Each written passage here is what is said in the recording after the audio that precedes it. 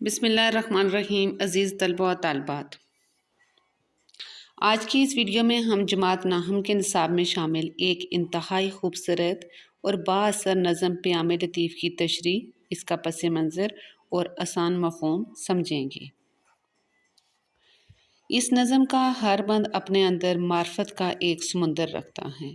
چلیے آغاز کرتے ہیں۔ سب سے پہلے شاعر کا تعارف۔ اس نظم کے شاعر شاہ عبداللطیف بٹائی ہیں، جبکہ اردو ترجمہ شیخ ایاز نے کیا ہے۔ شاہ عبداللطیف بٹائی سندھ کے عظیم صوفی شاعر اور مفکر ہیں۔ آپ کا کلام شاہ جو رسالو کے نام سے مشہور ہے، جو انسانیت، محبت اور اللہ کی معرفت کا مجموعہ ہے۔ آپ نے اپنی شاعری کے ذریعے امن، بھائی چارے اور جدوجہد کا پیغام دیا۔ آپ کا مزار بٹ شاہ میں مرجع خلائق ہے۔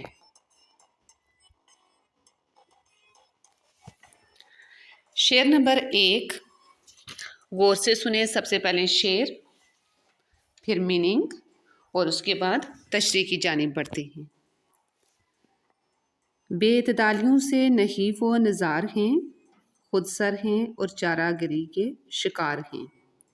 سب سے پہلے الفاظ کے معنی دیکھیں۔ بے اعتدالیوں یعنی عدم توازن، جس کا کوئی توازن نہ ہو۔ نحیف و نزار یعنی کمزور۔ اسی طرح نیکسٹ دوسرے مصرے میں ہے خود سر یعنی سرکش یا نافرمان۔ اسی طرح آگے دیکھیں چارہ گری، علاج۔ یہ تھے پہلے شعر کے اندر موجود الفاظ کے معنی۔ تشریح کی جانب بڑھتے ہیں۔ لوگوں کا حال یہ ہے کہ وہ اعتدال سے کام نہیں لیتے، بے اعتدال کرتے کرتے حد سے گزر جاتے ہیں۔ یعنی وہ بے اعتدالی جب کرتے ہیں تو اتنی کرتے ہیں کہ اس کی کوئی حد نہیں رہتی، بلکہ حد سے گزر جاتے ہیں۔ اور جب اعتدالی کے نتیجے میں وہ نحیف اور لاچار ہو جاتے ہیں تو پھر ان کو چارہ گر کی تلاش ہوتی ہے۔ چارہ گر کی تلاش ہوتی ہے۔ حالانکہ یہ لوگ بڑے سرکش اور خود سر ہیں اور اپنی بے اعتدالی کو ترک نہیں کرتے یعنی چھوڑ نہیں سکتے اور رائے راست پر نہیں چلتے۔ اگر یہ لوگ رائے اعتدال پر چلیں تو کبھی نحیف و نزار نہ ہوں اور نہ ان کو چارہ گر کی ضرورت پڑے۔ چارہ گر یعنی کوئی معالج یا علاج کرنے والے۔ تو یہاں پر شاید یہ کہنا چاہ رہا ہے کہ لوگ جب بے اعتدالیوں کا شکار ہو جاتے ہیں تو وہ کمزور ہو جاتے ہیں۔ اگر وہ بے اعتدالی چھوڑ دیں، صحیح رائے راست کا انتخاب کریں تو وہ نہ تو کبھی کمزور ہوں گے اور نہ کبھی ان کو معالج کی ضرورت پڑے گی۔ نیکسٹ دوسرے شعر کی جانب بڑھتے ہیں۔ بے اعتدالیاں ہوں تو کیا چارہ گر کرے، پرہیز ہی نہ ہو تو دعا کیا اثر کرے۔ اب بے اعتدالیاں وہی عدم توازن یعنی کہ جس میں توازن قائم نہ ہو۔ چارہ گر معالج یا علاج کرنے والا، پرہیز کسی چیز سے احتیاط کرنا۔ تشریح دیکھیں۔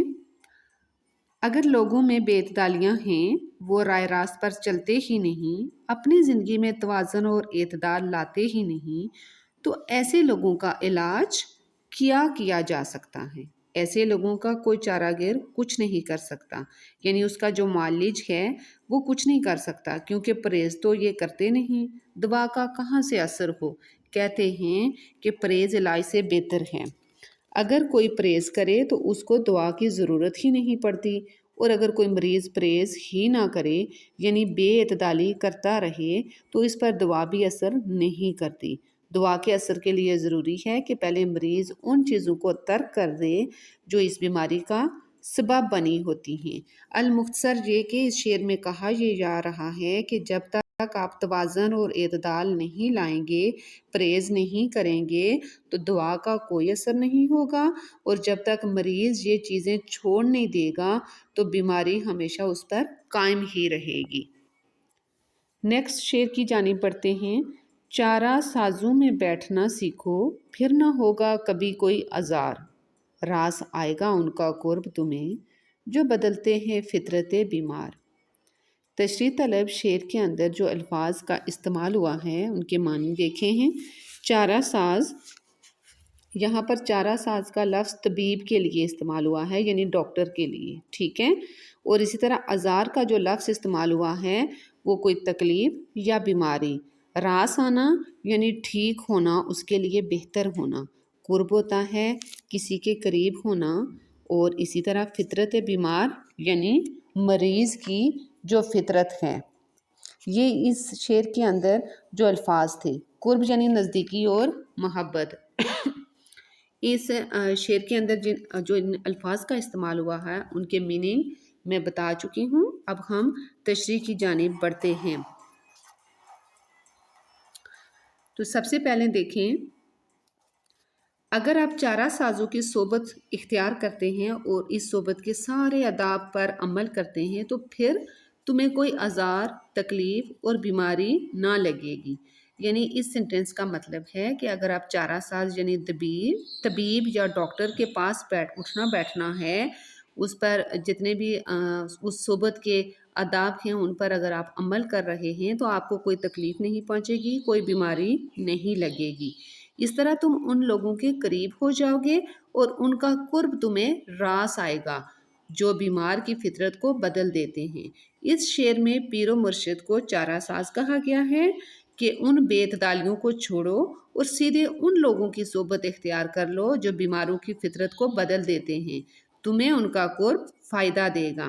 یعنی اس شعر میں یہ بتایا جا رہا ہے کہ آپ اگر اچھے لوگوں کی صحبت میں بیٹھیں گے، آداب کا خیال رکھیں گے، تو پھر آپ کے اندر پائی جانے والی جو بیماری ہے وہ بھی بدل جائے گی، اور ان کا جو قرب ہوگا، ان کے ساتھ اٹھنا بیٹھنا ہوگا، اس کا آپ پر اچھا اثر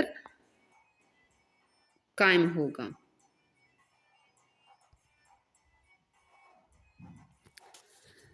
نیکسٹ شعر کی جانب بڑھتے ہیں۔ شعر نمبر 5 ہے ہمارے پاس۔ تیری ہی ذات اول و آخر، تو ہی قائم ہے اور تو ہی قدیم، تجھ سے وابستہ ہر تمنا ہے، تیرا ہی آسرا ہے رب کریم۔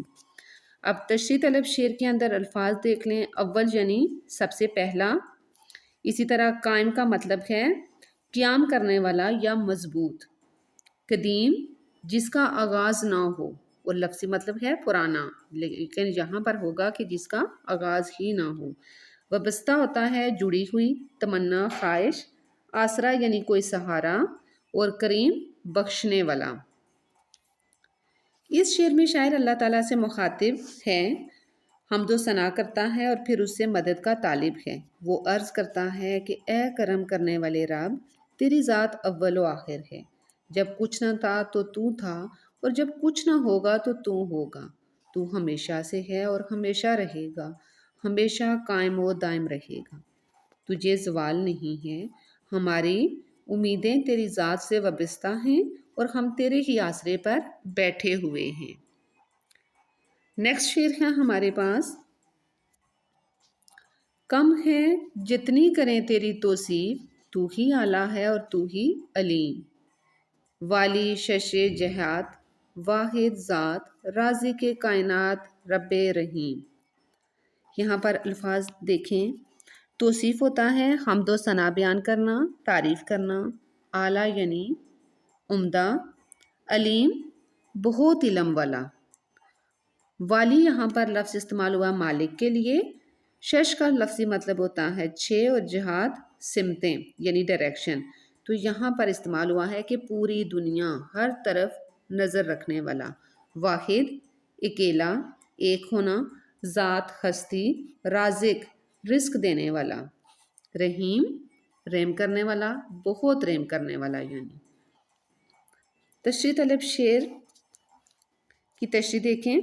شاعر اللہ تعالیٰ سے مخاطب ہے اور عرض کرتا ہے کہ تیری ذات بہت ہی بلند و بالا ہے اور تجھے ہر چیز کا علم ہے، تو کائنات کے کونے کونے کا مالک ہے، ساری کائنات کو رزق فراہم کرتا ہے، تو سب کا پالنے والا اور سب پر رحم کرنے والا ہے، تو اتنی صفتوں کا مالک ہے، لہٰذا تیری جتنی بھی تعریف کی جائے اس کا حق ادا نہیں ہو سکتا اور وہ تعریف کم ہی رہے گی۔ نیکسٹ، کامل ایمان کے ساتھ جس نے بھی دل سے مانا، زبان سے مانا، جس کی خاطر بنی ہے یہ دنیا، اس محمد سلم کا مرتبہ جانا۔ اب اس کے اندر الفاظ دیکھیں، کامل ایمان یعنی مکمل طور پر ایمان رکھنے والا۔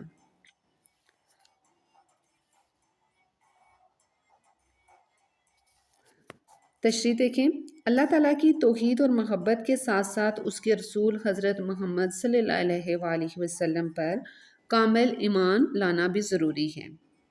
جو شخص دل و زبان سے آپ سلم کو مانتا ہے اور آپ کی عظمت کا اعتراف کرتا ہے، آپ کے مرتبے کو جانتا ہے، وہ یہ جان لیتا ہے کہ آپ وہ ہستی ہیں جن کی خاطر یہ دنیا وجود میں آئی ہے، تو وہ دوسروں سے آگے بڑھ جاتا ہے۔ نظم کے اس حصے میں شاعر نے پہلے اللہ تعالیٰ کی صفات کے بارے میں اور اب نبی پاک صلی اللہ علیہ وآلہ وسلم کے بارے میں بیان کیا ہے۔ نیکسٹ ہمارے پاس شعر نمبر 8 ہے۔ فوقیت اس کو دوسروں پر ملی، اپنی ہستی کو اس نے پہچانا، جس نے اس قادر حقیقی کو وحدہ لا شریک گردانا۔ اب اس کے اندر الفاظ دیکھیں، فوقیت یعنی برتری حاصل ہونا، اسی طرح ہستی، اور پھر آگے لفظ استعمال ہوا ہے قادر، قادر قدرت رکھنے والا، اور یہاں پر قادر حقیقی سے مراد ہوگا اللہ تعالیٰ جو حقیقت میں قدرت کا مالک ہے۔ وحدہ ایک یا تنہا یعنی یہ واحد سے ہے، لا شریک جس کا کوئی شریک نہ ہو۔ تشریح کی جانب بڑھتے ہیں۔ جو شخص اللہ تعالیٰ کو اس طرح جانتا ہے کہ وہی حقیقت میں قادر حقیقی ہے، دنیا میں اس کی طاقت کا ڈنکا بجتا ہے، اور وہ وحدہ لا شریک ہے، اس کا کوئی شریک یا مقابل نہیں، تو سمجھ لو کہ اس شخص نے اپنی ذات کو پہچان لیا۔ جیسا کہ ایک آیت میں ترجمہ دیکھیں، ایک آیت کا، جس نے اپنی ذات کو پہچانا اس نے گویا اپنے رب کو پہچانا۔ تو عزیز طلباء طالبات، امید ہے یہ تشریح آپ کو سمجھ آئی ہوگی مفہوم اور معنی کے ساتھ۔ یہ تھی نظم پیام لطیف کے اشعار کی مفصل تشریح۔ ہمیں امید ہے کہ شاہ عبداللطیف بٹائی کا یہ خوبصورت اور صوفیانہ پیغام آپ کے دلوں تک ضرور پہنچا ہوگا، اور امتحانی نقطہ نظر سے بھی آپ کو اسے سمجھنے میں آسانی ہوئی ہوگی۔ اگلی ویڈیو تک کے لیے اللہ حافظ۔